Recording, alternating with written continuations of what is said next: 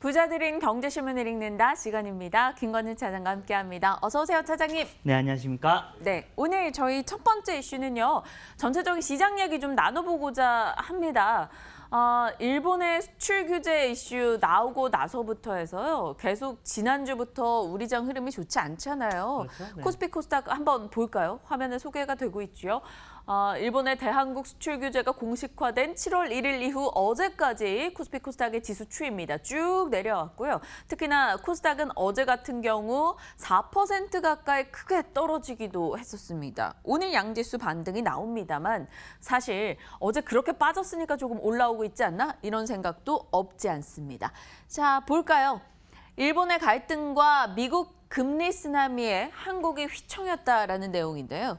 한국 실적 우려까지 더해지면서 말 그대로 트리플 악재라는 겁니다. 한국밸류 자산운용에서 일본과 연관된 산업이 우리가 많기 때문에 모든 업종의 심리가 냉각되고 있다라고 표현을 했습니다. 여기에 밤사이 전해진 게 애플에 대한 매도 의견이 전달이 됐어요. 어느덧 애플에 대한 이 증권가의 매도 의견이 한 5곳이 되면서 22년 만에 매도 의견이 가장 많았다고 합니다. 1년 내 애플 근본적인 쇠퇴가 시작될 거다. 이러면서 투자 의견이 하향 조정됐고 이런 들리는 소식들은 좋지 않은 오늘입니다. 어제 급락에 따른 반등은 나옵니다만 전체 시장 어떻게 보세요? 7월.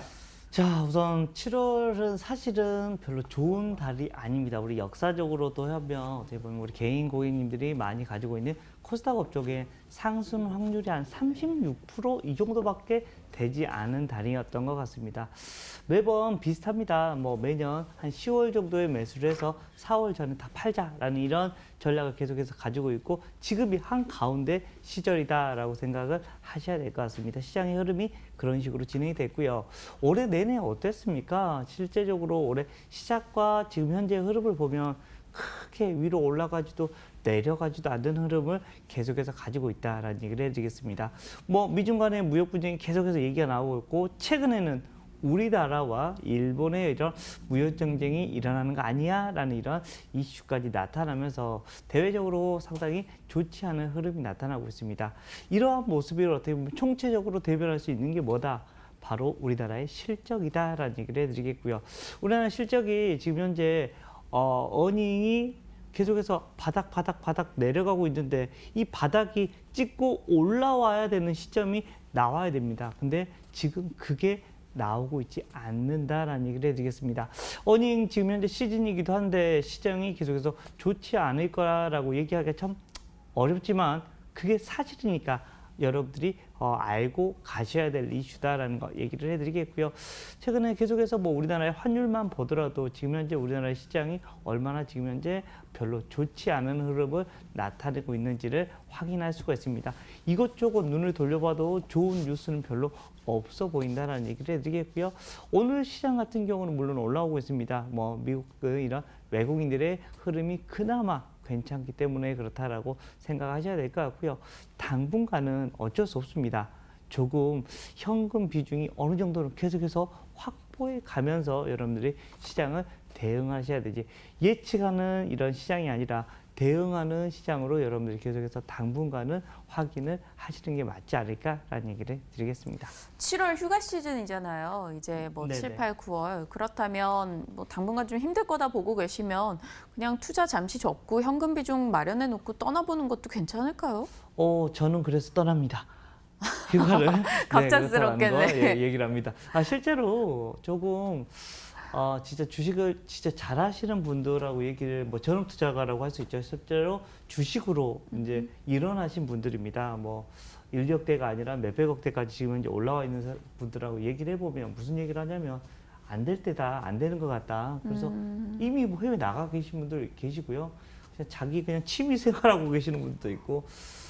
날마다 투자하실 필요가 없잖아요. 사실은 우리 개인 고객님들은 좀 쉬었다 해도 되는데 굳이 그렇게 생각을 하시면 좀 우리 앵커님 얘기대로 너무 더운 이런 시즌이니까 조금 쉬었다가 가도 되지 않을까라는 생각. 좀 찬바람이 솔솔 불어오면 그때 다시 한번 다시 한번 해볼까라는 이런 생각도 해보는 것도 어쩔까라는 생각을 해보겠습니다. 때로는 이렇게 매일같이 매매하고 HTS 들여다보면 매수 강박에 빠지기 쉽잖아요. 올라가는 종목 현금만 담고 있으면 싶고. 우리 네. 개인분들은 뭔가 사고 싶어. 왠지 내가 안 사면 손해를 볼 것 같아라는 생각을 합니다. 현금이라는 이런 여러분들 주식 포트 코드 번호가 있다라고 생각하시고요. 나는 현금을 사놨어라고 생각하시면 됩니다. 현금 사놨다가 그냥 CME 잠깐 올려놓으시면 그게 이자 받으면 그게 수익이잖아요. 그렇게 생각하시면 되지 않을까라는 얘기를 드리겠습니다. 현금 코드 번호 천사 해가지고요. 저희 당분간은 천사에서 현금 비중 늘려가는 걸로 일단 잡아보자. 비중 조절이 좀 필요하다라는 의견을 주셨습니다. 첫 번째 이슈 시장 전반에 대한 이야기 나눠봤고요. 두 번째는요. 태양광 쪽 이야기입니다. 징글징글하죠. 남들 다 빚 들고 있는데 혼자 빚 못 들고 남들 빚 못 들 때 또 못 듭니다. 태양광인데요. 일본 제재 무풍지대다라며 긍정적인 의견이 좀 나오고 있어서 이제 좀 나아질까 싶어 갖고 와봤습니다. 북미나 유럽 지역에서 요즘 태양광 수요가 증가하고 있고요. 중국 태양광 보조금 부활로 수요가 늘고 있다라는 겁니다. KTV에서는 중국에서의 수요가 상반기에 9기가와트밖에 안 됐는데 하반기에는 25까지 늘어날 것이다. 이제 좀 나아진다라는 겁니다. 그리고 우리가 원천 기술을 많이 갖고 있어서 우리나라 기업들이 글로벌 기업들에게 열심히 소송을 걸고 있대요. 그래서 뭐 승소하면 또 돈도 받아오겠죠. 뭐 그냥 기술력을 갖고 수요가 회복된다라는 게 포인트입니다. 어떻게 보세요? 뭐 시장이 이런데 그냥 좀 많이 떨어진 김에 하나 사볼까 하는 분들도 계실 것 같거든요. 굳이 꼭 이걸로 사야 될 필요는 있나라고 생각을 하고요. 단기적으로는 아직까지 이런 센티멘트들이 아주 좋아지고 있지는 않습니다. 근데 중장기적으로 분명히 좋아지는 섹터긴 하다라는 거 다시 한번 안내를 해드릴 수 있을 것 같고요. 그나마 최근에 화학 섹터들이 조금씩 꿈틀꿈틀 거리려고 하면서 이쪽 관련해서도 조금씩 꿈틀같이 거려줄 수 있지 않을까라는 이런 판단을 할 수 있을 것 같습니다. 즉 단기적인 대응보다는 좀 중장기적으로 우리가 태양광 돼야 되는 산업인지는 알고 있습니다. 이런 이슈로 여러분들도 다시 한번 생각을 해주시면 좋을 것 같고요. 대표적으로 OCI나 뭐 하나케미칼 같은 경우가 있는데 하나케미칼 같은 경우는 좀 더 여러분들이 관심을 가져주면 어떨까라는 생각을 해보도록 하겠습니다. 중장기적으로. 네. 알겠습니다. OCI와 하나케미칼이 있고 중장기적 관점에서는 하나케미칼 쪽에 조금 더 무게를 실어주셨는데요. 사실 뭐 김건지 차장님께서는 큰 종목과 작은 종목 있으면 조금 더 탄력적으로 가는 작은 쪽 종목을 주로 선택을 하시는 만큼 하나케미칼 저희 지켜보도록 하겠습니다. 다음 이슈는요. 반가워서 갖고 왔습니다. 본행제 업체들의 주가가 모처럼 또 동반 강세를 기록하더라고요. 오늘 오전장 동성화인텍, 한국카본이 함께 뛰고 있는 모습 포착이 되고 있습니다. 보실까요? 지금은 한국카본은 음봉이네요. 지금 하락 전환했고요. 동성화인텍은 그래도 3% 정도 상승 흐름 나타나고 있습니다. 기대 요소가 있다라는 거예요. 한국조선소의 LNG선 건조량이 크게 늘고 있고 하반기에 모잠비크나 카타르, 러시아 등에서 총 10조 원의 발주 물량이 나올 것으로 전망이 되고 있습니다. 그래서 신한금융에서는 LNG 본행제 업황 회복될 거다. 하나금융은 동성화인텍 실적은 가파르게 성장할 거다. 이렇게 의견을 내놨습니다. 오늘 두 곳이 반짝하다가 일단은 좀 탄력은 떨어지고 있는데요.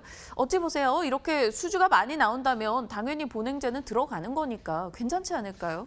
저 긍정적으로 보고 있는 종목 중에 드디어. 업종이 아닌가라는 생각을 해봅니다. 실제 조선주들 상반기에 많이 쉬었습니다. 네. 그리고 근데 최근에 수주에 대한 얘기가 상당히 많이 나오고 있고요. 이쪽 라인들이 쉬고 있다는 것은 좀 긍정적인 이슈가 좀 나올 게 좀 생각보다 많을 수 있겠다라는 생각을 해봅니다. 주가도 많이 하락되어 있는 상황이었으니까요.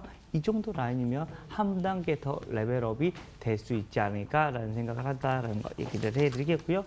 주가의 흐름 그동안 좀 많이 쉬었습니다. 그래서 이쪽 라인들은 한번 움직여줄 수 있는 라인으로 지금 현재 변모가 될 수 있지 않을까라는 생각을 하면서 이쪽 라인들은 좀 더 여러분들이 관심 있게 바라볼 필요가 있어. 즉 관심 종목에 이런 종목, 동성화인텍 그리고 한국카본 두 종목 다 넣어놓으시면 좋을 것 같다라는 얘기를 드리겠습니다.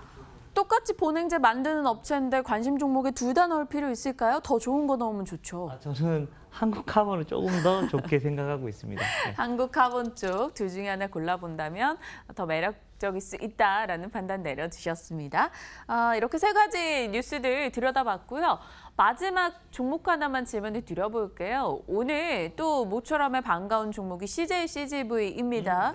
요즘에 저는 어제 영화 보려고 막 봤는데 볼만한 영화 이제 별로 없네 이런 생각했는데 되려 이제 실적 좋아질 거야 막 이런 의견 나오면서 오늘 올라요. 이거 뭐죠? 뭐 하나씩 한번 물어볼게요. 우리 아나운서님 극한 직업 보셨습니까? 네. 보셨어. 네. 그다음에 마블 시리즈 보셨어요? 그럼요. 보셨어? 엔드게임까지. 네. 기생충 보셨습니까? 봤죠. 네. 그리고 마지막 알라딘. 알라딘 봤어요. 보세요. 벌써 아나운서님 다 봤대요. 이 말은 무슨 말이에요? 지금 분기에 쌍천만이 연속으로 2개, 1,000만 단위가 쌍천만. 벌써 2개씩이나 생겼다라는 겁니다. 그만큼 영화를 많이 봤다는 겁니다. 방금 제가 이야기 드렸던 4개가 지금 현재 거의 앞에 2개 얘기했던 극한 직업과 이런 마블 시리즈 같은 경우는 이미 쌍천만이 나왔고요. 이번에 지금 현재 기생충하고 지금 현재 알라딘 같은 경우도 거의 990만 대까지 올라온 것 같더라고요. 거의 이것도 뭐 이번 주 내에 아마도 1,000만이 넘어가지 않을까 합니다. 실제로 이 1,000만이라는 이런 관객이 봤다는 것들을 그만큼 영화의 지금 산업이 긍정적으로 바뀌고 있습니다. CJ CGV가 정말 많이 하락을 했었거든요. 근데 극장가들이 그나마 지금 현재 잘 움직여주고 있는 것 같습니다. 단가도 상당히 좀 많이 올랐고요. 생각보다 비싼데 사람들이 많이 봤다. 그리고 우리나라가 1인당 이런 관객이 어떻게 보면 많이 1인당 어떻게 보면 많이 보는 게 이제 한계에 좀 다다르면서 CJ CGV가 별로 좋지가 않았고 해외 쪽도 별로 신통치 않으면서 주가가 많이 안 좋았는데 다시 한번 내수 쪽에서 지금 현재 영화가 잘 되면서 주가의 흐름이 좀 긍정적으로 바뀌고 있는 게 분명한 것 같습니다. 실제 숫자 나오고 있는 게 메가박스 라인들 그리고 CJ CGV 같은 경우도 실적이 다 잘 나와줄 걸로 지금 현재 판단할 수 있을 것 같고요. 이러한 이슈들 때문에 어떻게 보면 박스권 하단과 상단을 좀 더 넓혀볼 필요는 있지 않나라는 얘기를 드리겠습니다. 알겠습니다. 그렇다면 지금 충분히 관심권약에 넣어도 되는 거죠? 두셔도 된다라는 얘기를 드리겠습니다. 어허, 그러면 오늘은 한국카본과 CJ CGV 긍정적인 의견을 주셨고요. 길게 끌고 가겠다 하시는 분들은 하나케미칼도 일단 살펴볼 만은 하다라고 답변을 주셨습니다. 자, 오늘도 김건진 차장과 함께했습니다. 부자들은 경제신문을 읽는다였습니다.